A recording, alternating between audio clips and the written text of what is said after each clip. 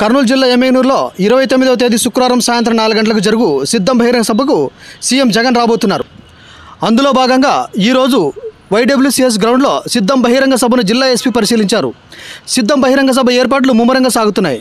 జిల్లా నలుమూలల నుండి పెద్ద సంఖ్యలో వైసీపీ నాయకులు, కార్యకర్తలు, అభిమానులు పాల్గొంటారని, ఈ బహిరంగ సభ వైసీపీ శ్రేణుల్లో కొత్త ఉత్సాహం నింపుతుందని, అందరూ కలిసి విజయవంతం చేయాలని ఎమ్మెగనూరు ఎమ్మెల్యే అభ్యర్థి బుట్టారేణుక పిలుపునిచ్చారు.